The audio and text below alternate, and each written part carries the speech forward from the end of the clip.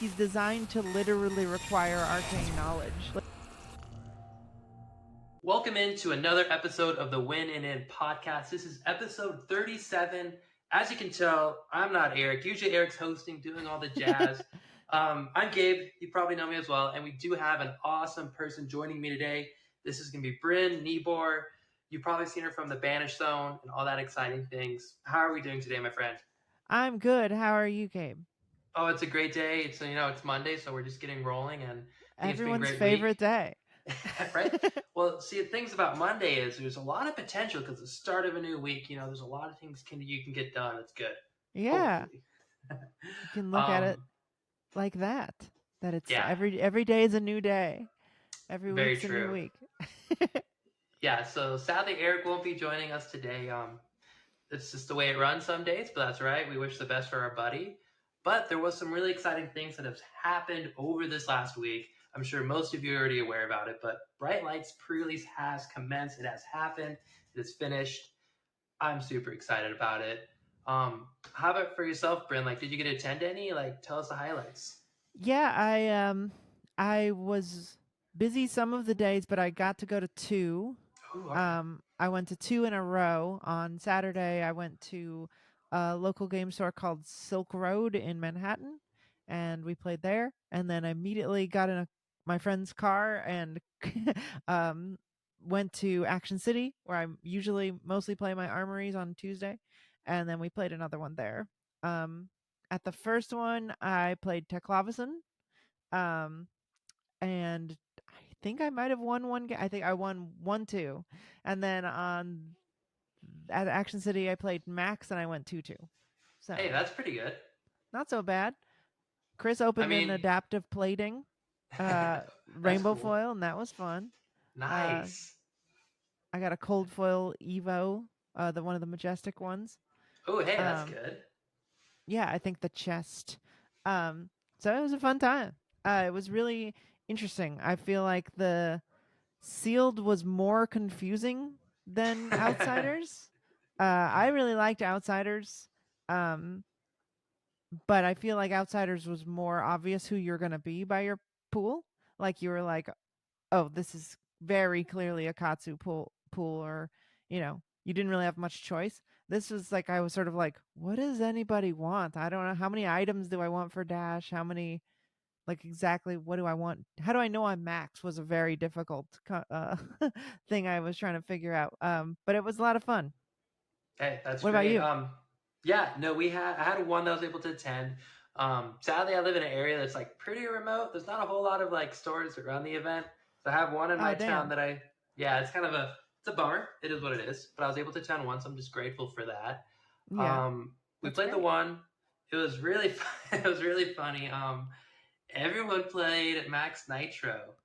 Like we had Everyone. 12 people. First round, everyone just jammed Max Nitro. There's like one or two people that switched like third or fourth round just because like I can't do this anymore. But it was fun. I don't think I had any notable pulls. I had a hoot and a Mm. holler in time. It's just I've never been a mechanologist player, so it's like the first time I've actually truly ever played mech, and it was a lot better than I expected. I was like, all right, I can actually get behind some of these mechanics. This is awesome. You never played mech at all? No, I've always been like, I don't know. See, I don't want to say I'm lazy. I'm close to it where it's like Mm. any heroes that require a lot of like moving things around. So like Lexi, like loading the bow, unloading the bow, shooting. That's a lot of work. Oh, you don't want any. I just want to You sit just down, you relax, want and to play. pitch and attack. That's funny Yeah. because I've played you before, and you had a lot of counters on Oh those my lord, silvers. that was that deck. I'll tell you what, that was a theatrical event. Like when I played that, that took some mental preparation. Yeah, no, you were moving stuff all over the board. Yeah, nose and hoot. Like Mech is great. I really liked it. It's just always like banishing. I was like, well, I don't want to mess that up. I don't want to like get the wrong item. Dash didn't confuse me, but it was like loading pistols, not loading pistols, putting counters on things. Kind of just dissuaded Right, me. I'm like, right. well, Reinhardt just smashes. That's that's some easy money. That is easy. You got to discard, but that's about. Actually, I would say there's a lot of rolling. There's a lot of like figuring out like what Yeah, what you're right. card is going to be intimidated. This is Yeah, I value. played. Yeah. I played I think Dash was one of the first Blitz decks I actually made after Viserai LL'd. Okay. Um, and because I was playing Viserai first, Dash was I liked the deck, but I like did not understand what fatigue meant because I've never really played card games before, before Flesh and Blood. Um, so it was a very I was very frustrated to learn that if you run out of deck, you just lose basically.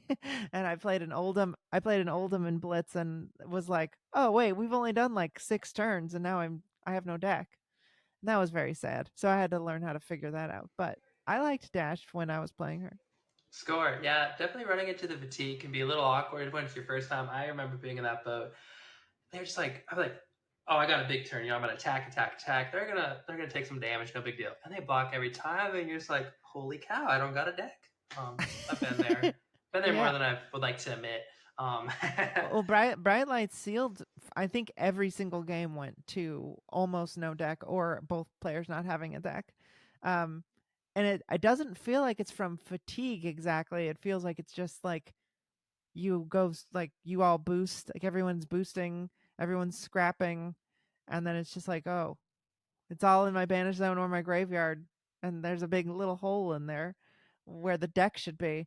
Uh, so it was kind of frightening, seeing who could end up with a weapon that actually works. Because only does anybody have a weapon that like just stays? I mean, I guess if you run Teklo Leveler and you have one Evo, you could feasibly have a weapon, but you still mhm. have to like not block with it. Just yeah, pre-requirements for sure. Yeah, everyone is like really susceptible to fatiguing themselves. So Which it's a like weird format. Which talk about the fatigue. I don't know if you. I mean, I know you're active on Twitter, but I don't know if you've seen Twitter this last few days. I've seen a lot of people talk about how most of their games are just Teklavas and fatigue. Like I don't know Yeah. if you saw that at all. I think Which yeah, go no, go for ahead. I think that I think that playing against fatigue requires a bit of like foresight, and a lot of people don't play that way. Like you kind of have to have practice playing against fatigue to not get fatigued, even though like I'm aware of it. I'm not like the best player, so like even being aware of it, it's like still hard to not fatigue your like to not deck yourself. Um, when knowing when the moments you should like boost are and like when to save your cards and pitch cards to like have a deck, it's really tough, and it requires like kind of knowing, because not all Teklavasans are going to do that to you, so you have to like be aware of what they're doing and then notice that they're trying to do that to you and then not let it happen. That's a really like kind of big brain play, like you kind yeah, of have to have unbelievably leveled to so. that point. So I understand that like a lot of people were like, I saw some people being like, this format is stupid, everything is fatigue, and it's like, well, Yeah. no, you can definitely, because he's not Oldham, you know, you're not playing Hmm. a blitz deck or even a CC deck. Like you can definitely get through. It's just you have to play well, and it's tough. Um, Yeah. not to be like get good or whatever, but like you know, it's understandable. Yeah, you just have to be precise with what you're doing. Like I think like the biggest part of that is like you just have to understand what kind of cards, like you got to know your deck going into that matchup. Like, oh, like Right. if I'm facing against this fatigue-ish style deck, I want to make sure I have these kind of string together. So if you just pitch stack them, or you just make sure to arsenal until you have another card that you can kind of combo chain into it. So I think it's just being like meticulous with what you've made a deck out of, and just fully understanding what's in there to actually Yeah. get past that game plan. So Yeah, with the max deck I built, I basically was like blocking and, you know, only boosting once every turn and then making a counter and then swinging with the weapon if I could. Um, you're trying to keep it really small and then waiting until I had the overload script in my arsenal and then mhm. doing like boost big gun or whatever, you know. Like Yeah, then doing a big 3 card boost turn when it's overpower and it's harder for them to block, so that you actually leak damage instead of just wasting your cards for no reason. But that's tough to do, and it takes a lot of patience, and yeah, oh not yeah, everyone likes to play that way, so yeah. it's a complicated format. I think it'll be different in draft though. I would imagine without a doubt, just because like I feel like also with pre-releases you get a lot of new players that come into the fold. So they might not even be Yeah. prepared for that kind of thing. I But didn't yeah, know it was a thing. I didn't know. I had been playing the game for like a couple months, and I would literally hadn't thought like, what happens if I don't have a deck? Like that thought hadn't occurred to me, and it was no, like, it's well, valid. It's awkward, is what it is. yeah. Oh man, that's awesome. Yeah, I feel that. But like, talk about like you didn't know, but that was the thing. Like, I think pre-release was great, so on. But I think we can move on from there. Like, what got you into the game? Because if you didn't like, I guess understand that. Not like I think you mentioned it. You haven't played card games that much before you got into Fab. I'd never played well, okay, so I mean, I had like the cursory like cultural meiosis of Pokemon cards. Mm-hmm. People had. I don't even know. I don't have a recollection of like ever buying a pack of Pokemon cards, but I know I had them. Mm-hmm. I um, feel that. my little brother got into Yu-Gi-Oh pretty heavy, but I never really learned to play because I was like almost in college by that point. Um, so I never. I played a lot of poker though. Okay. Oh, I that's awesome. I don't know. That doesn't like really count. It's not a trading card game, but I played a lot of cards. And I like games. I like board games. Okay. Um, so I'm not like and I grew up like working in comic book stores and stuff. Oh, So I was like cool. So I misspoke a around. little. My bad. Well, but I like not games. Like I literally never played. I don't think I know I never played Magic, Mm, and I never really. I don't think I ever played a game of Pokemon. No, I never played a card game really. Trading okay. card game. Um, s it was during the pandemic, I started watching a guy opening Pokemon cards on TikTok, and I I was was just like, there. this is kind of fun. I wish because I also collected basketball cards when I was very very little. So I remember like opening packs, and I was like, this would be a fun thing to like get into while I can't see anybody. And like my boyfriend Chris, he grew up playing Magic like in high school and stuff. So I was like, would you want to get into a card game again? And he was like, I don't know, maybe. And so I just Googled like best trading card games because I didn't know which one to play, and I found Flesh and Blood that way. And I just like thought the art looked cooler, and I had gotten very recently fell into like a deep Dark Souls hole. Um and Awesome. I liked that you could like equip different weapons, and like each hero could have like different armor and like have a loadout. So I liked the RPG like sort of Dark Souls PvP uh aspect of it. So I was like, this looks way cooler than Magic, honestly. So I want to check this one out, and I did. And then I went to my local game store and bought some Blitz decks, and yeah, really kind of fell into the Flesh and Blood hard.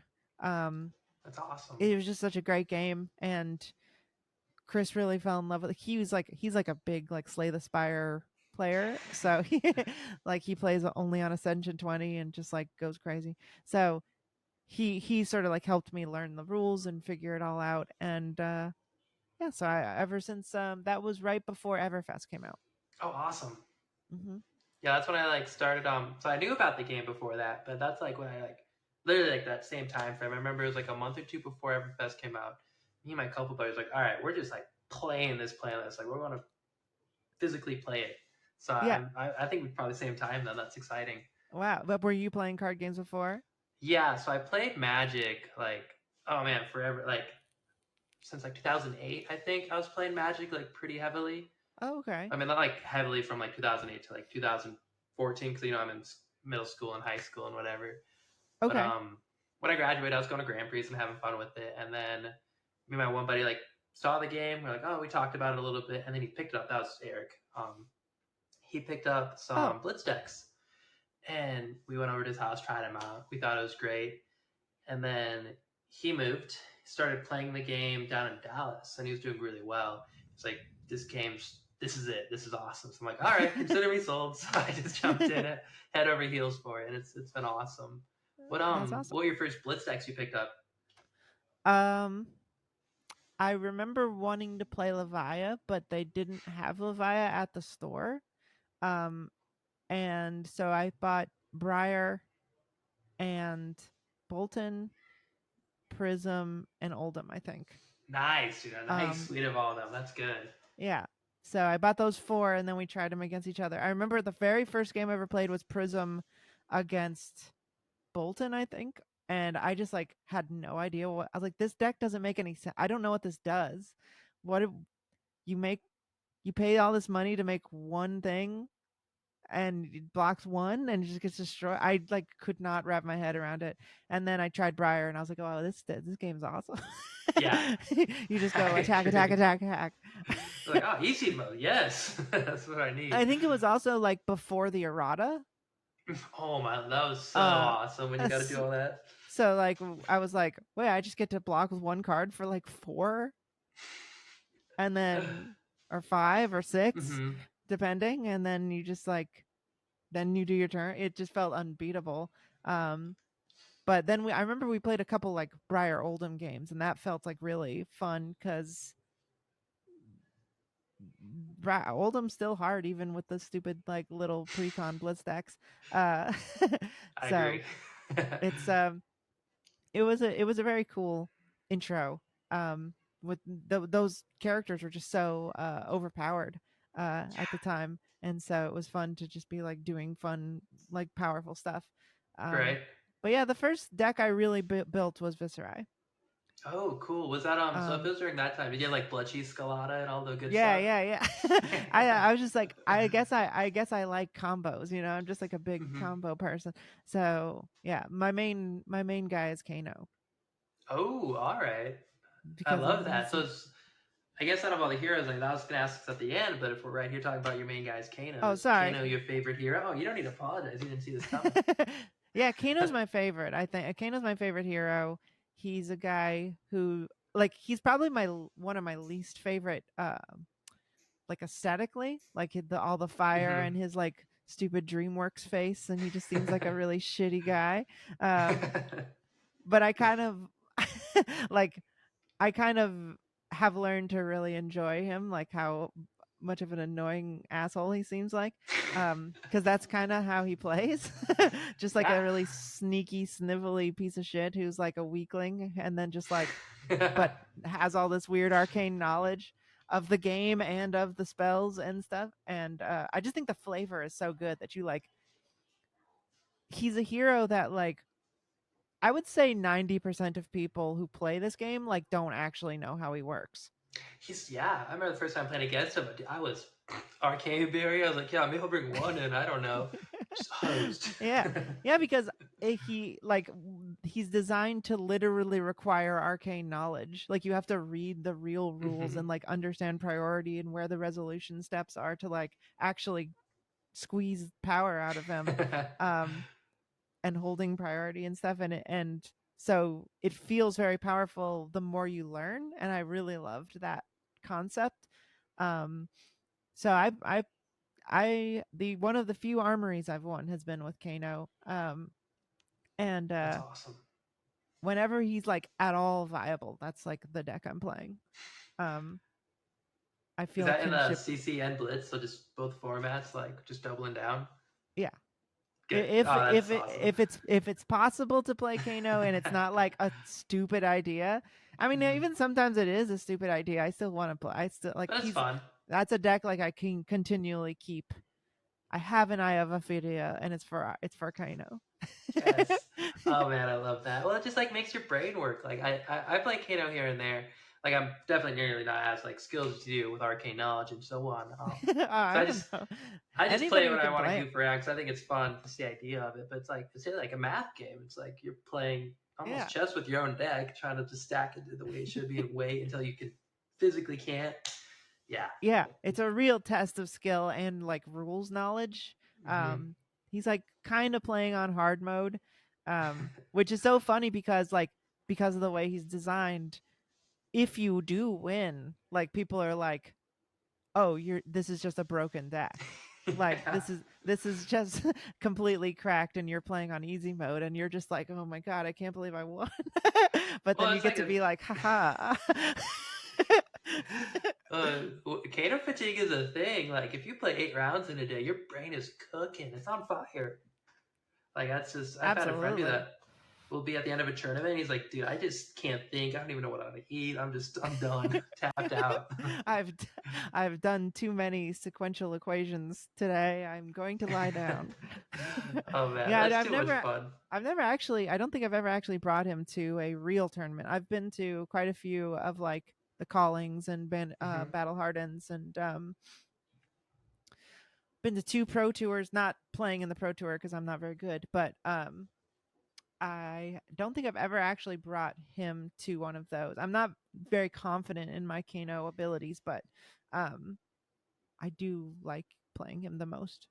Yeah, that's all that matters. Is find the heroes that you enjoy and love, and just play what you like. Like that's what the game's about. It's having fun. I hope there's a UPF wizard, like a wizard that kind of like makes sense to play, like, and you wouldn't have a target on your back, like a wizard that could like instant speed heal you, like that would be cool. A helpful wizard. Yeah, it was really funny. So during that EPF event that we played, for the viewers to know, when we were at Nationals, there was a gold foil UPF event. And if you win the UPF event, you get gold foil silver palms, the arms. And I was in it, Brynn was in it, and we did play on the second. I think it was for the second round. Or the third round. It was the third. I think it was the last one. It was the last one, yeah. Because I was racing to go do something. I remember. Yeah. Because you were like, I'm out, I gotta go. Yeah. And then, but I remember me and the other person sitting across from me. We were 1-1, and there was that whole yeah. Yeah, totally. Snafu. So the snafu, yeah. It was funny. So the round before I played you, no, it was my first round. I lied to you. The first round I sat down. You? I'm horrible. There's me on Genus. I was playing like a Genus combo. I'm just acting like a dork, making silver, and then I try to like OTK someone. To my left, there was like a Valda, and then like a Briar, and then a Kano. Oh, someone was playing Kano. He was playing Kano, and it was so funny. I mean, so he killed all of us. Go figure. Oh, he won. He won, dude. I was drawing. It was horrible. It was a massacre because I was drawing everyone cards. Like I was just being like, hey, everyone want to draw a card? Great. And so he just built a hand that was like 15 cards. Oh no. And then the Briar player like attacked the Valda player. And so the Briar player died on the crackback. And then the Guardian, the Wizard, and me were all just kind of like putzing around each other, like trying not to make the other person mad. And so I'm just letting everyone draw cards, and I'm just making silver smiling. And then the person to my left is making seismic surge, just like, oh, I'll wait for a big turn to crack in. Yeah. And by the end of it, though, the Kano player, like I said, 15 cards or something, just like blasted us. I'll have to I put 6 Kanos on the stack. It was insane. It was like, oh man, I made sure to take a video of that because it was so funny. So I was like, did you really? Yeah. Did you post it?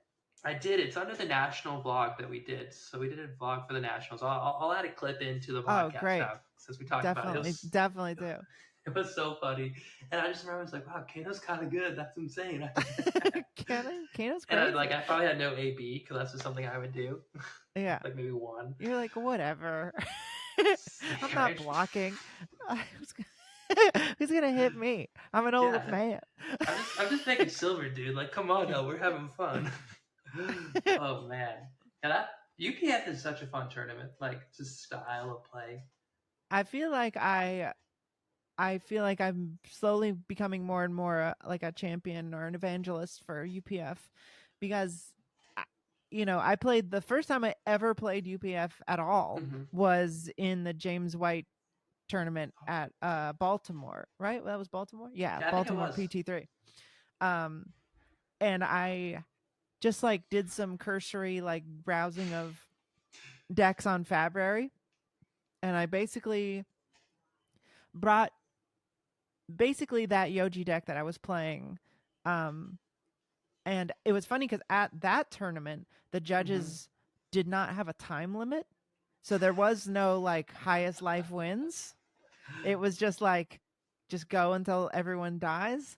And it took forever. Like, it was like, I think it was 8 p.m. by the time it started. It was like a 5-hour tournament because they wouldn't cut us off.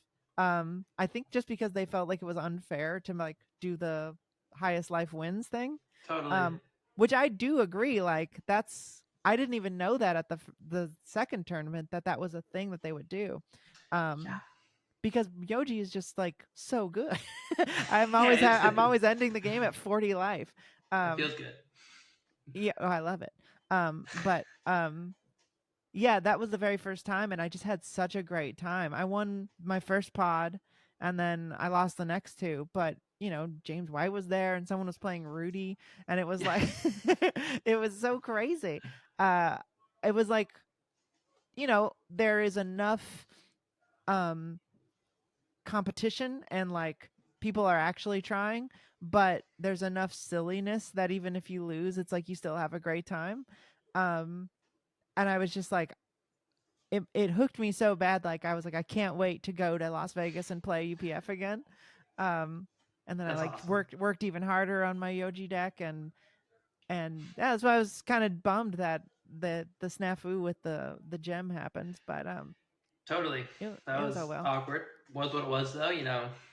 Some things Well, just yeah, but happen. like considering Round the Table just came out, like I really do want them to like write a tournaments rules reprise Hmm. You would for think. UPF, because it like I've played two of them now, and they both had different rules.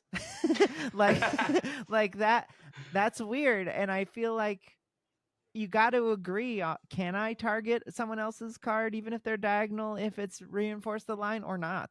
Like Hmm. that's really important for me to know as Yoji. Like, can you end the game with the most health and win or not? Like, No, it's valid. Well, especially when I there's like gotta know. cards like Silver Palms, which can fetch a couple grand. Like, it's good to Yeah. know what I you're mean, going into. I would never sell that if I won it, but Oh like, well, no, this card is beautiful. it's incredible.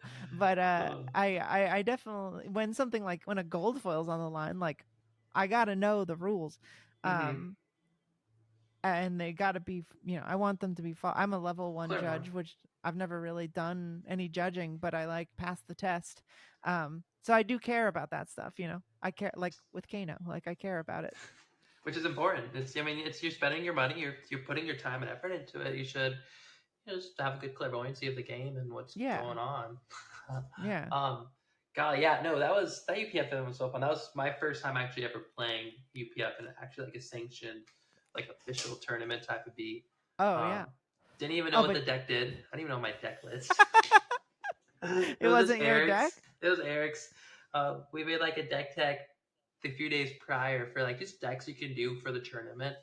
And he Sure. made a Genus one. I thought it looked fun enough because I'm editing it, doing its thing, and me and Eric were like, yeah, I'm just gonna play side events all weekend. Was my plan. And I was like, oh, I'll go do the gold foil event. He's like, all right, you can play the Genus deck. I'm like, done. That looks epic. He gave me the rundown, told me what I'm kind of doing. I'm like, all right, because I think the only time I played UPF prior was we did like an armory type thing. It was a while back, and I brought Yorick, and my other buddy brought Yorick. So it was just a Oh. Yorick pile, which don't get me wrong, Yeah. that's beautiful and all, but it wasn't as much of a strategy game. It was like, what do I draw? Yeah, I have York, and I've always wanted to play him. You should. But He's it's like, genuinely a lot of fun. yeah, the scene in New York is very sweaty. Fair enough. Like, you know, you've got pro tour winners, and people who are going to nationals. Mm-hmm. Everyone comes to win, it feels like. Yeah. So not as much interest in my personal locals for very goofy York deck shenanigans, but That's um valid. I do want to play it. Yeah, one day, I think like it's just a fun of like, oh, who's gonna draw whose card, and you're like imagining what's in their deck. But I digress. It's pretty cool nonetheless. I want to get back to where you're talking about that you're a judge because I was gonna ask you that. So I saw you're Oh level yeah. 1 judge. So you said you haven't necessarily judged any events, but is that something you plan to do in the future, or like where does that passion derive from? Just from like knowing the game and so on. That was really got when I started playing Kano, I felt like the need to read the entire rules. um and just like I would just like go to sleep, and that was like my nighttime reading, was just like reading the comprehensive rules and trying to wrap my mind around it. um and I just wanted to like know, because I mean the game became something that is like, for me, like a lot of people. I'm a little older. I'm 37. Just turned 37. Um, and I have friends who still like go out and drink and stuff. Um, but I don't can't drink anymore. Like I feel like I'm just like I want something chill and Nice. fun to do on a Tuesday night. Um, and so, and also I'm in a band, so it's like I have a lot. I have a full time job and a band and podcasts, and I'm just like I want something Busy. chill. So like Fab has become my sort of like my recreational hobby. Um, so it just seemed like something I should know. Like want to be there for people, for new players like who have a lot of questions. And Chris was trying to judge some, and I was helping him study, so it was just sort of just curious, like I wanted to know everything there was to know. um so but then I just took the test, and mostly out of for fun, I guess. And so That's awesome. I mean, that's a uh great reason. It's the yeah, best I mean, reason, I actually. I also like my local LGS has done a couple pro quests and had trouble finding judges. When we first started, there wasn't that many people, and I was like, I would be a judge if someone asked me to, or if Hmm. like someone needed it. So it's sort of just there in case someone needs me to do I it. mean, they get cool promos now, so I mean, like you feel kind of rewarded doing that, Well, now that those are on the table, I absolutely want to do it. Like, right? I want that cold foil pummel. Oh man, that feels so glorious to play against someone. I Just a cold know. foil glory, yeah. And the Squish. playmats and sleeves, like you get pretty cool loot. I think that's exciting that Flesh and Blood's like really like just like hey, like we appreciate what you do. Here's some very special Absolutely. reward. It's Yeah. important. Yeah, For that's so sure. cool. I really like the judge promos and all of those stuff that they do for them. So, I don't have the I just don't have the time or energy to like try and fly places to Mhm. to be a judge. I don't think I could make it my job or anything, but if there's someone locally, when ProQuest season comes around, I'll play one, judge one, like that would be good. Yeah, Um, I nice. always feel like I need to like do refreshers, like I was like I feel like I need to take the test again. I have to like just to like make sure I know everything, because I hate when questions come up, because my local armories, they'll be like, if you want, we have a couple judges, if you need a question, just raise your hand, and like Chris or Brynn will answer your question. So I would be like, okay, and then sometimes stuff would come up, I'm like, I don't know. That's a good I one. I have to look it up. um but it's fun. That's yeah. I mean, that's a great time, and just, I'm sure people appreciate it too, which also feels good. Yeah, So I mean, you're talking like you said you're in a band.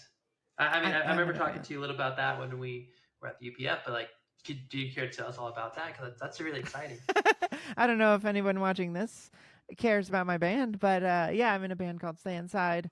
Um, we are we tour somewhat frequently. We're going on a very long tour in November, so that like eats into my time as well. Um, so yeah, it's a band. It's Totally. cool. I mean, I think that's awesome. Where's the farthest you'll be journeying away? Because so if you're in New York, like cross country, Yeah, we're going to. I think we're ending up in like Portland or LA, like as far as you can go nice. in the country. Like go hit all Um, the cool fab scenes they have all around. Like the way to do it. dude, it's been great.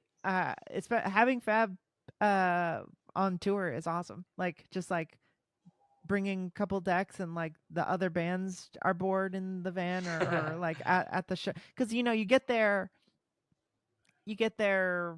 sometimes 5 p.m. and the show doesn't start till 8 or whatever, and then you don't go on till 10, so there's like 5 hours to kill in the green room or whatever.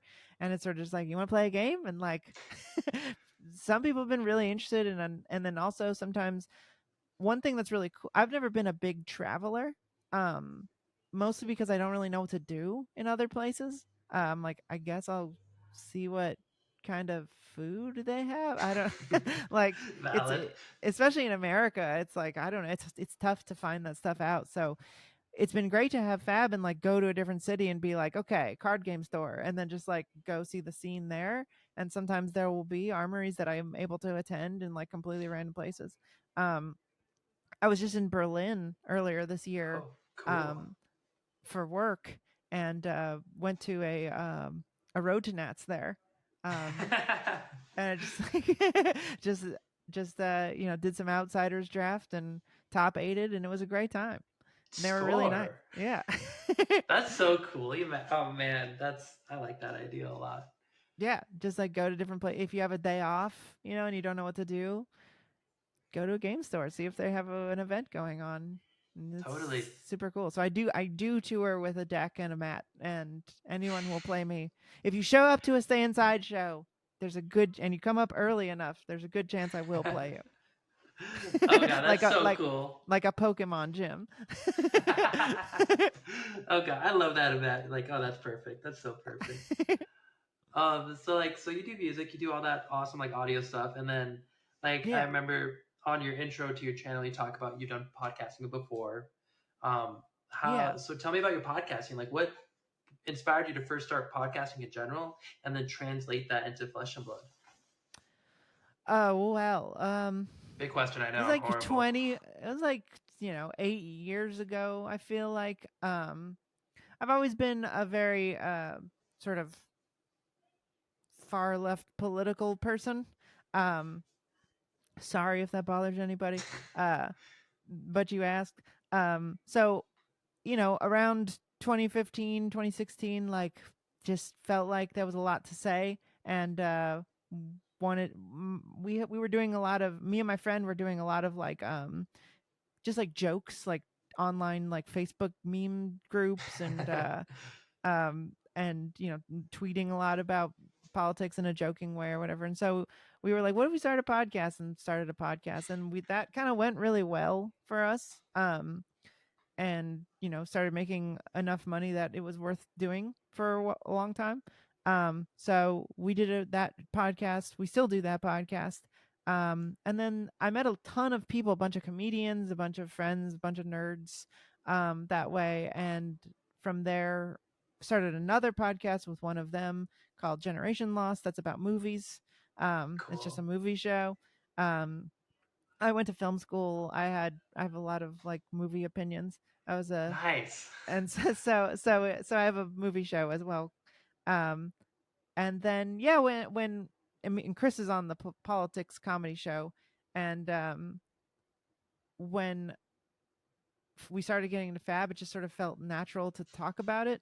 We were sort of talking about it all the time, and it was like maybe it'd be fun to talk about it on YouTube. So that it's sort of we have all the setup, we have all of the stuff, we're kind of doing it anyway, and it was like why not do a little content, uh, Just just for seamlessly worked fun. its way in. Nice. Yeah, it's like how kind of what I already doing. Just like another fun thing for me and him to do together. That's awesome. Because then you guys do box breaks as well. Like I know that some of your first videos Oh were box yeah, breaks. yeah. So Well, like that's a yeah, part of it, sorry. is that like when I first got into the game, like a big part of what I wanted to do was just open boxes, because I liked opening packs, and that's how I kind of got into it. Is I was just like, I want to open packs because it's fun, and I kind of like gambling. Like I said, I played a lot of poker, but I try to be responsible, so I don't have infinite money or anything. So it was sort of hard doing box breaks. I started the channel to do box breaks, Yeah. and you know, whenever I had anything to open, I'd try to stream it, and just to make that kind of content that I wanted. There's really only like Chris Sayers does it Hmm. regularly, um, but I feel like he's really the only guy. Sometimes Yeah, DM I'm trying to Armada. think about that too. Yeah, I mean, he's consistent. Like he'll pop up on the little notification. You just go watch his live stream. But I can't Yeah, think of anyone else.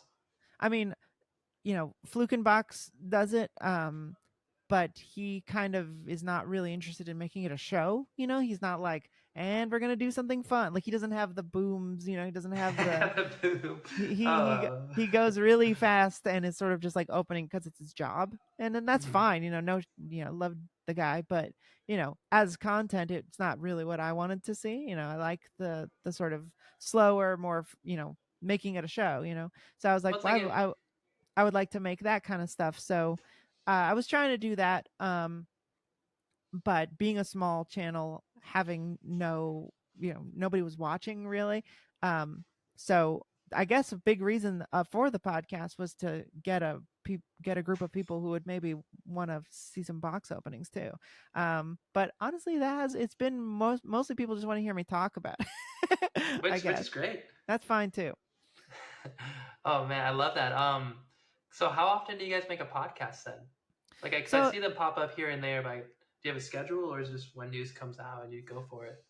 yeah, so it's supposed to be bi-monthly, right? Like so Okay. every 2 weeks. Hmm. We kind of figured out pretty quickly that like trying to do a once a week podcast on top of everything else we do was just like kind of a lot. And also, again, absolutely no shade to anybody who does a weekly podcast, but unless you're doing interviews, um you notice the people who have weekly shows, like there is a lot of padding. There's a lot of like rambling about other games and the other Hmm. stuff in their life, and that's fine, but we kind of just wanted to talk about the game, and it really feels more appropriate for us to just if we're only going to talk about Flesh and Blood, like wait 2 weeks until there's like real news, and not just cover, try to go more in depth and not just like say the news that everyone else is saying, because Hmm. it's funny whenever like there's ever a little news, like there's 5 like YouTubes on my subscription feed that is like everyone's excited about the exact same thing, and like everyone makes almost the same video. Uh, which is great, and I watch all of them. Like I keep doing that. I'm not saying don't do that to the people who do that, but it's just I don't have the energy or desire to be like a YouTuber, I guess. Like Hmm. it's not what I'm trying to go for. So it makes more sense for us to just like wait 2 weeks and then sort of sum up as much as we can and go in as in depth as we can about how, sort of retroactively be like, okay, let's not just like react to Twitter drama. Let's sort of like take the whole thing into perspective of like, what do people really want, and why are people really upset, or why are people really excited, and like analyze those things. Which I don't. I love it. Like, so I know with your podcast, I usually try to listen to podcasts when I'm working and doing other things. And I love listening to it because it's like just that. Like you give it time to cook to see where it's Yeah. at, and it's just always like the take's always like well thought out. Like you're just hanging out with us, just telling us genuinely like where you digested and think about it. Yeah, I because a love it. lot Fab Twitter is really interesting because like you get such a variety of opinions and passions, and sometimes I, especially me, I'm totally new to like card game drama, because I've never played it before. So it's really fascinating to see people just make like absolute knee jerk reactions and assumptions about stuff when we like for sure don't know the real answer to things. Like I remember when a recent example is that when Bright Lights was announced, people were like, why are the heroes majestics? That's going to suck for draft. And I was just like, they probably won't be in your draft pool.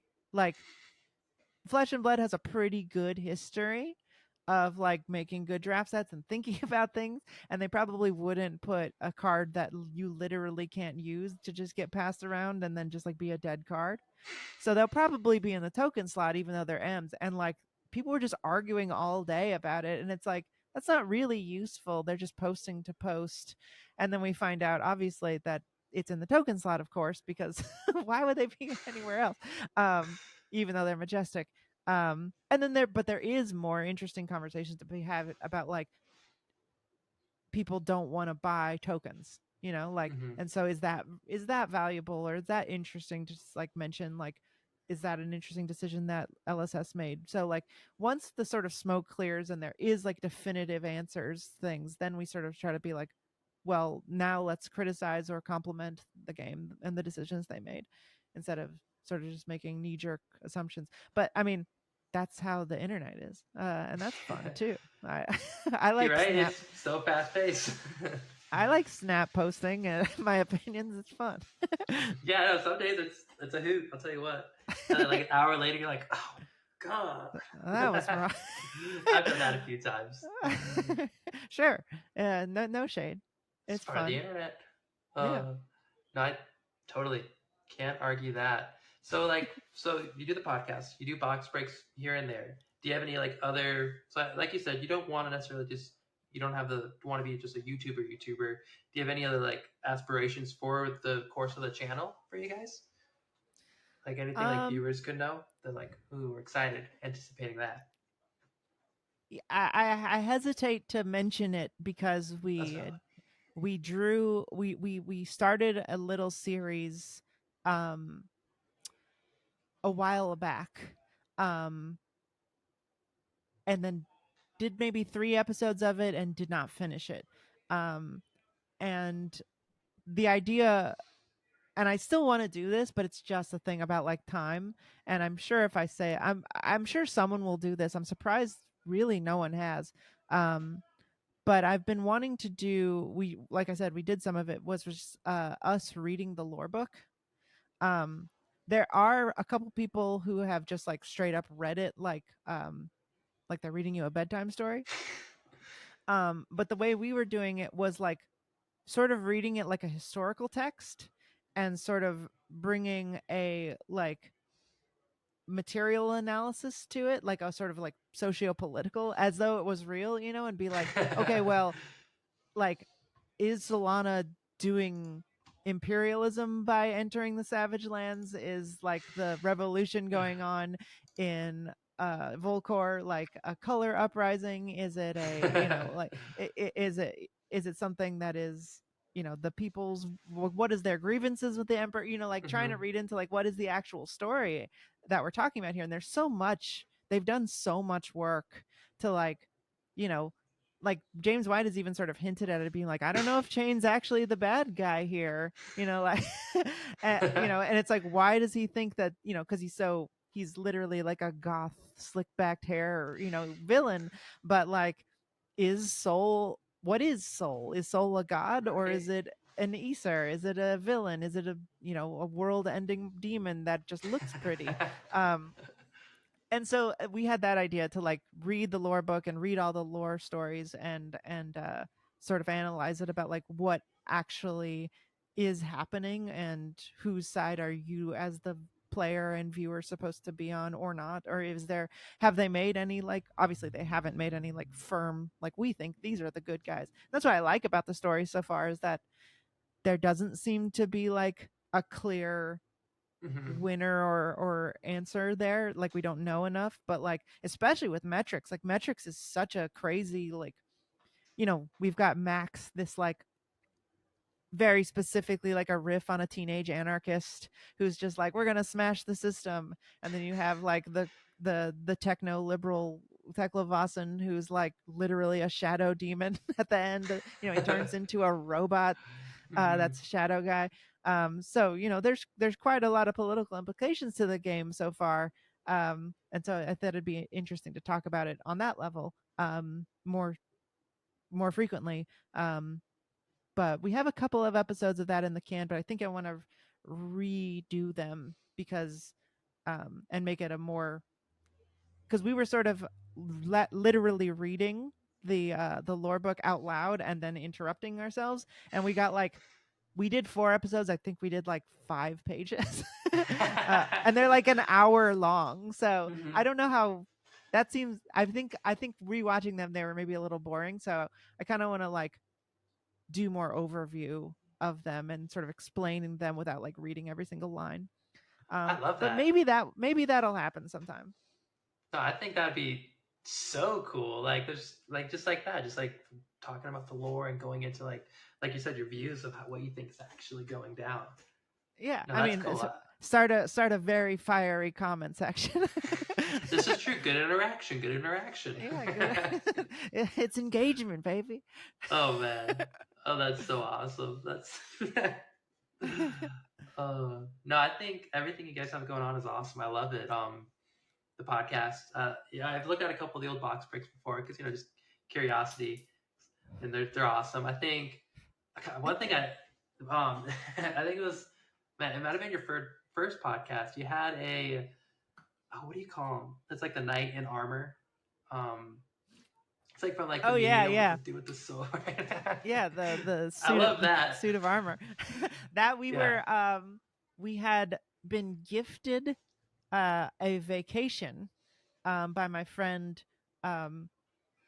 There's this crazy bed and breakfast in upstate New York that is like a castle.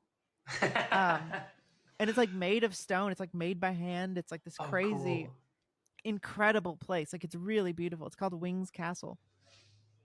And we were like staying there for a weekend, and we thought that would be a funny like I'm sure at the castle they'll have like flesh and blood themed places to do it. I was envisioning like us sitting by like a fireplace, but then they had like a literal suit of armor in the frame. I was like, we got to do it in front This of is perfect. suit I of mean, it armor. left an impression Yeah. on me. I loved it. Yeah. So I mean, obviously, we don't live there, but it was funny. Yeah. Oh, sick. I think the other thing that I really enjoy about your podcast, I don't know if you do it on purpose or so on, but the microphone heads will be different sometimes. Like we'll kind of swap around who has the different color ones. And it's always Yeah, like a little bit of like.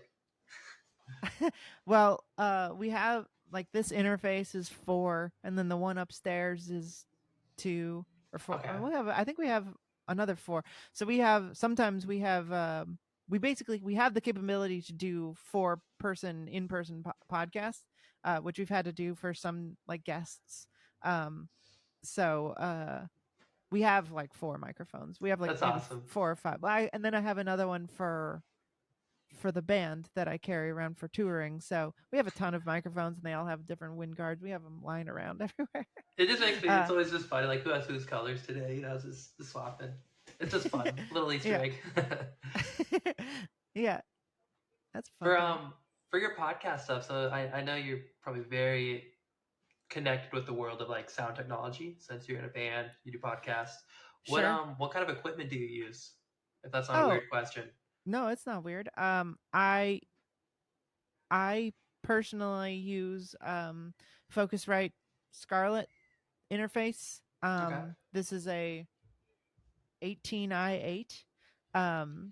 It's 4 XLR inputs, 2 headphone outputs. It's like the big boy. We have the 2i2 as well, the Focusrite one. It's like a red box. And then we also sometimes basically every time we've gone to a big event, like we went to the premiere, we went to nationals, we bring a little Zoom H6 recorder. Awesome. Travel recorder. We did a box opening there at PT Baltimore.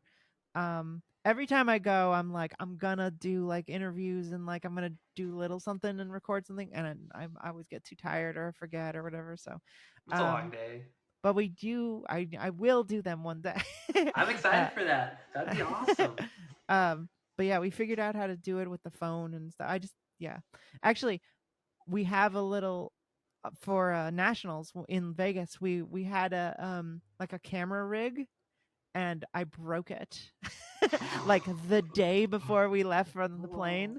Like this thing like snapped off, and I was like, well, I guess we're not doing video. It's a heartache. Yeah. So, oh well, but stuff happens, Stuff happens. Oh man. It sounds like so you guys get out to a lot of those big events. Yeah. Just any rhyme or reason you just think they're awesome and fun, or just it's been actually weirdly convenient for us. PT1 was in Jersey. And that's 30-minute drive. We had our friend Matt just like was like, get in the car, and we drove. Let's see. I think there was like a Battle Hardened in Jersey that we went to. Oh, cool. The weirdest one was Uprising premiere. Was in Vegas. and I just happened to be like that week in Los Angeles for work, and Chris just like tagged along.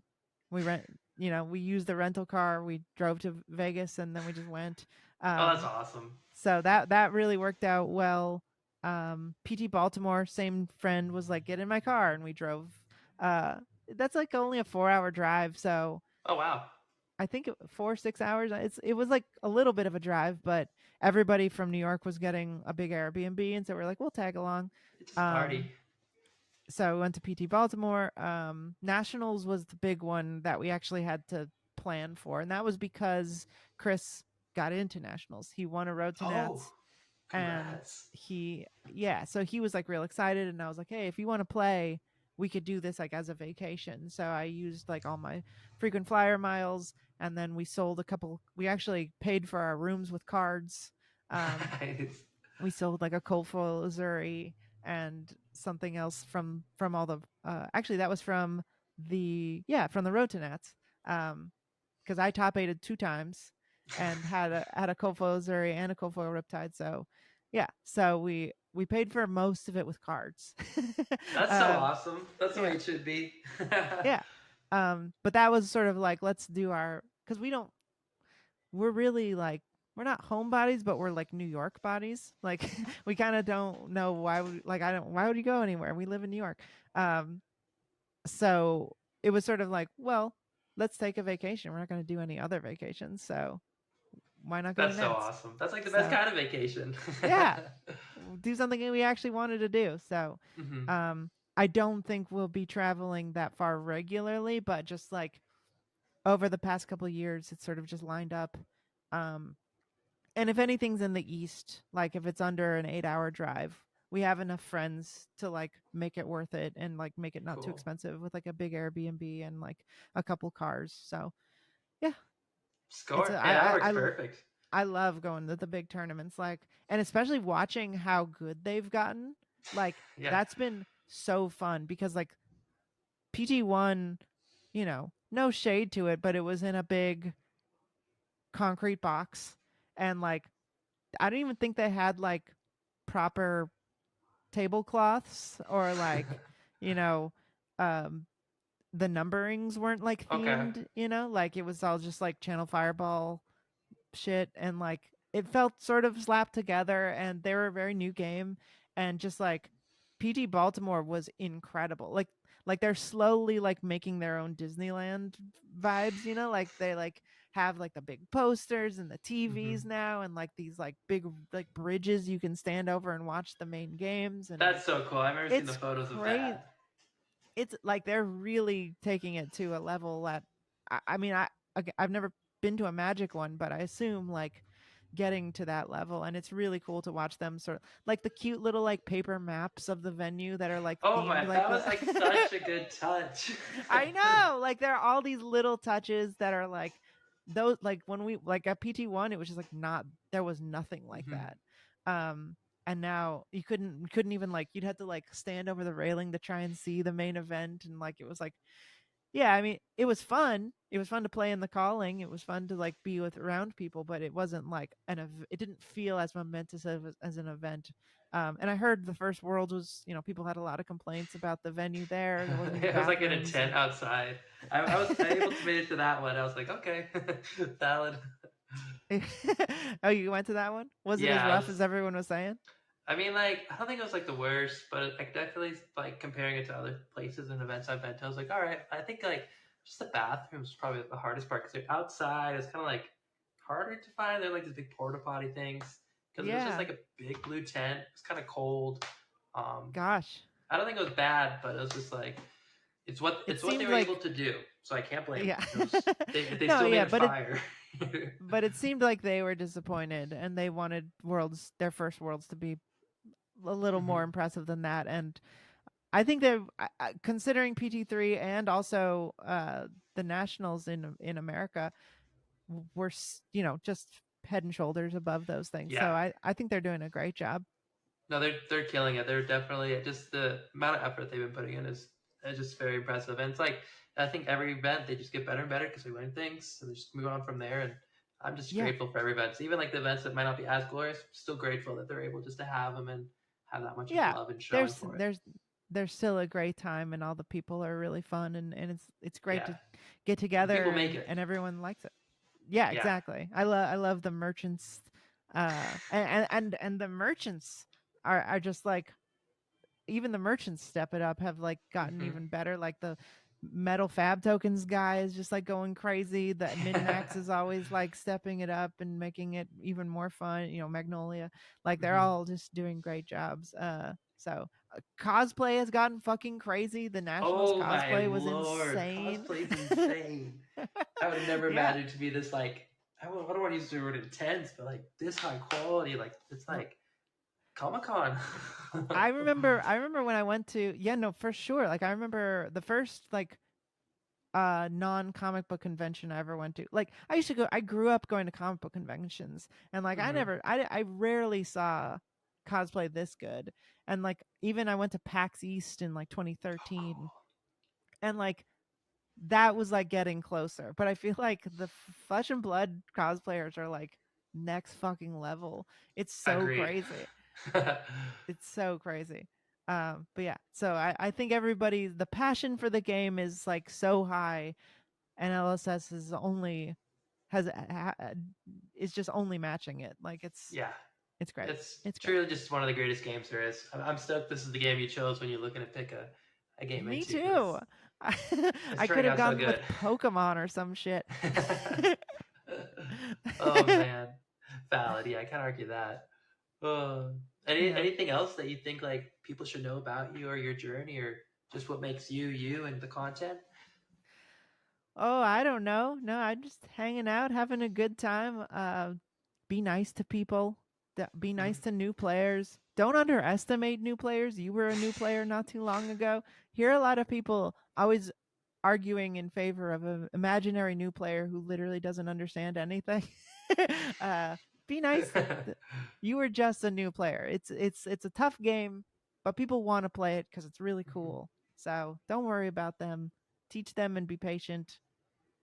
Make it a welcoming game. Yeah, Um, is what I want to say to the people. I love that. No, that is you hit it. Yeah, that's perfect. Can't Also, argue play that. UPF. Yes, UPF Get needs it. way more love. Like I found love for that game when we did that tournament. I was like, this is fun. So, Yeah. uh, Judges, tell me how things actually work. Make sure that's written down in the tournament policy hmm rules, and we need a separate rule book, or at least an addendum, an official addendum. And if you are in a sweaty, kind of competitive uh, scene like I am, still definitely make time to figure out some UPF decks and play it, because hmm it's a lot deeper and more interesting than I thought it was going to be. Like I thought it was going to be like, just because promos are usable and stuff, I thought it was going to be like a, I don't know, I thought it was going to be dumb and didn't like, I thought it was going to be like MetaZoo or something. just Like kind you of just like, clunky. Like, yeah, yeah, but there's a lot more interesting strategies that like aren't viable in CC that are viable in UPF that hmm are really strange and fun, and highly recommend playing UPF. yeah. And the new set just came out, the round table from Tulane Community College. That dropped for Friday, I think. So if you're new to the game, you're Yeah, new to UPF, that's like the perfect thing to pick up. Take to your kids, take to I your family, play with them. cannot wait to play Melody. I'm so stoked. We're gonna do a little tournament as long as it gets here on time. This is coming Friday with it. Everyone gets to pre-construct a deck, and we're gonna see how that goes. Hell Like yeah. UPF, yeah, should be sick. Other than that, I think we'll start wrapping up here. It's been an awesome Great. podcast. I really appreciate you coming on. Thank you Um, for having me. yeah, it was glorious. I had a great time. I mean, hopefully we'll see each other again in person to play games. UPF maybe if there's Oh, another big event. definitely. If there is, and I will be there. Yeah, yeah. I mean, I'm sure I'll be there too because I like the side events a lot more. I never qualify for the big ones, so we'll just leave it at that. Yeah. It's good. The way the game should be. Well, everyone, thank you so much for watching, listening, wherever you're tuning into. This has been a pleasure, and we'll see you in the next episode. Later.